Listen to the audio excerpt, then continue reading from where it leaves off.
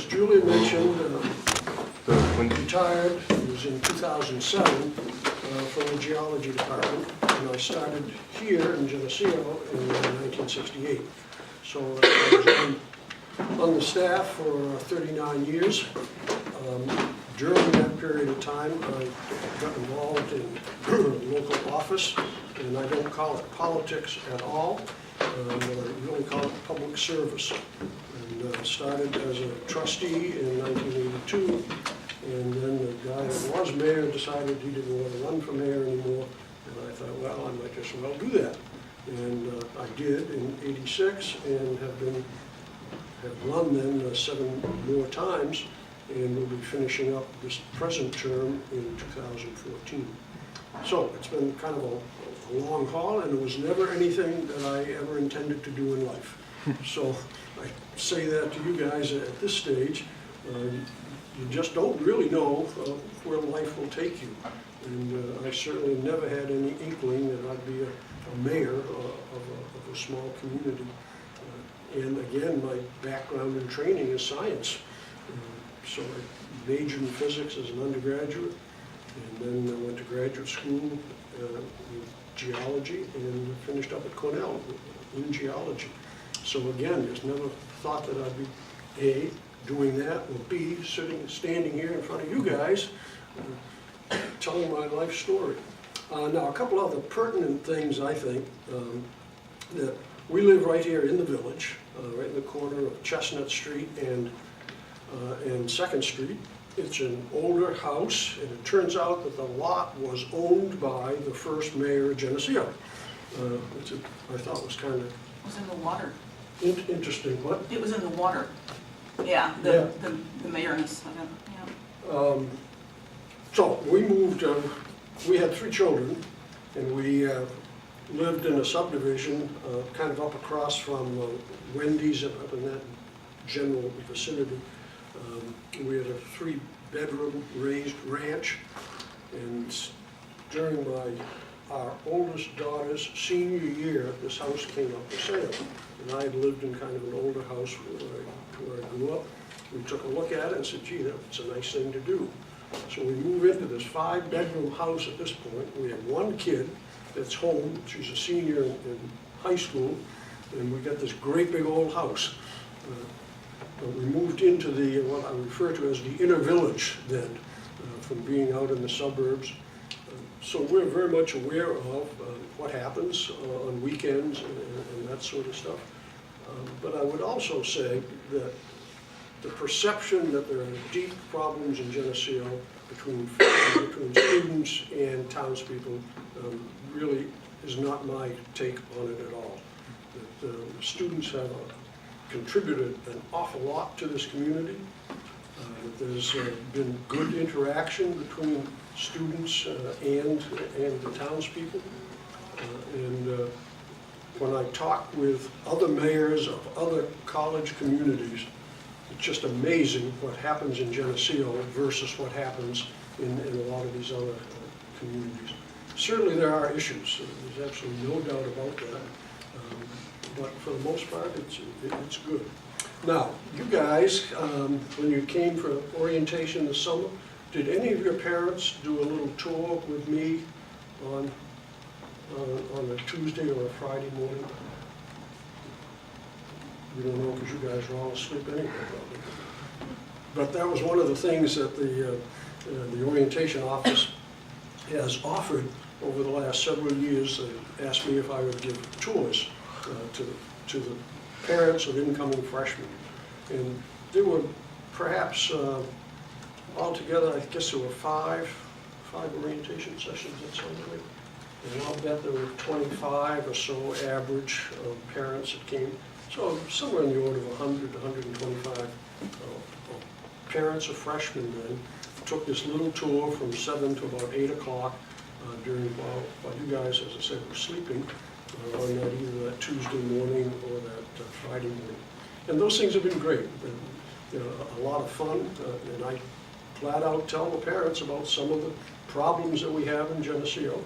And part of it is having people that are somewhere between the ages of 18 and 22 living in some of the housing adjacent to people like me, or people like your grandparents. And the lifestyles are a little bit different. But as long as the permanent population kind of looks after some of the younger generation is respectful of the others, life goes on, and it's good. So that's kind of a little bit of background where I am, where I'm coming from.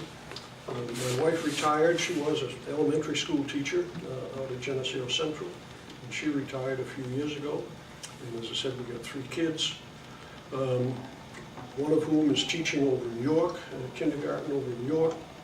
Our oldest daughter works at both the U of R and the Brighton School District, where she's kind of got a dual appointment at the Warner School at the U of R, and then teaches mathematics then at the Brighton District. And then our son is in between, and he living down in Washington, working of all things for Freddie Mac. I don't know if you know Freddie Mac, but they're the ones that buy mortgages, and Freddie Mac ended up in an awful lot of trouble with this whole housing thing. And, since he started working for them, their losses have decreased now to, I saw recently something that they had a good quarter, they lost only $8 billion or something or other. Down from $1 trillion or something. Yeah. So it's, but he went to Allegheny College and majored in math and economics, and so he's done a lot in the banking industry. So that's kind of where we are, and we've got 5 grandkids, 2 of whom live just down the street from us, and 3 of whom live up in the Fairport. So we see multi-generations. And the one thing I miss about teaching is you guys, is the interaction with the students.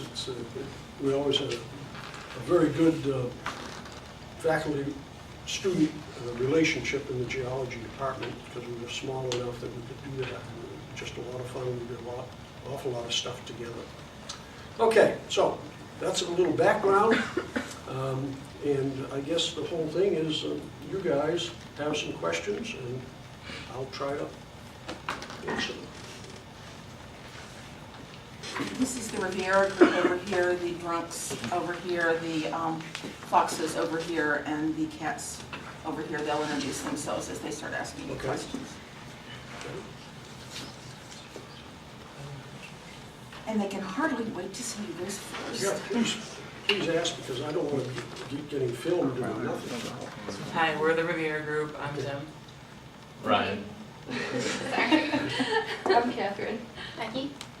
Do you know if students volunteer in the village often or no? There's a tremendous amount of volunteer work that the students do. Yeah, and people love it. The fire department, for instance, about 1/3 of the fire department is made up of students at this point in time. So that's been a huge help. So there's within the fire department is about 100 members, and there's about, I think, a little bit more than 1/3 of them are students, and they're the ones that are answering the ambulance calls during the school year. So that's a big plus. Teresa House is a kind of a hospice-like terminal care facility, and there's a lot of student volunteer going to that.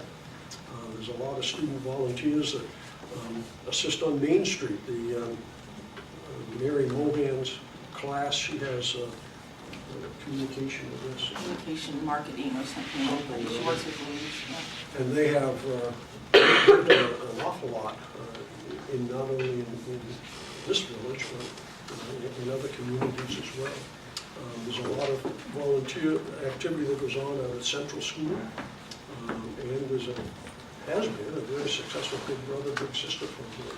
So there's a tremendous amount of volunteer activity that comes from the student body. Yeah. So would you say that students volunteering for the Riviera restoration would be successful? Well, I don't know about that specific as to, that's been kind of a relatively small group, and I don't know how it got together. There were a few people that were somewhat interested in trying to save the Riviera Theater. It's been looking like that for years because it was tied up in an estate, and the family was not getting along well together. So I think finally what happened was one arm of the family bought out the others. And now what she is attempting to do is to figure out what to do with the building. So there has been a grant proposal has been submitted for Main Street, doing a lot on Main Street, but that is kind of the anchor, kind of the central theme is the Riviera. And I'm not sure what she has in mind. She has talked, initially there's been some talk about trying to restore part of the theater and then putting either apartments up above or offices up above. I think one thing that's worth noting, and it came up a little bit vis-a-vis the first response, the ambulance people on Monday with Will, is that most of those things you mentioned have training programs in place. If you go to volunteer at Teresa House, they put you in an orientation program. They tell you what they need you to do. They answer your questions, and you know, same with Big Brother Big Sister, same with the ambulance, same with the leaf raking, for as much as leaf raking needs instructions. They don't know what they don't know what they need you to do for the Riviera yet, so it's harder. But along that line, these communication classes have taken on specific projects. And I think one of the projects was what to do with a couple of vacant buildings uptown. And one of the classes, this was a couple of years ago, and they suddenly came up with the idea, so there seemed to be a theme that we needed a coffee house. And lo and behold, shortly thereafter, the coffee house was born. What's the name of that? Muddy Waters. Yeah, Muddy Waters was born. And that wasn't, what, 2 years maybe? 3.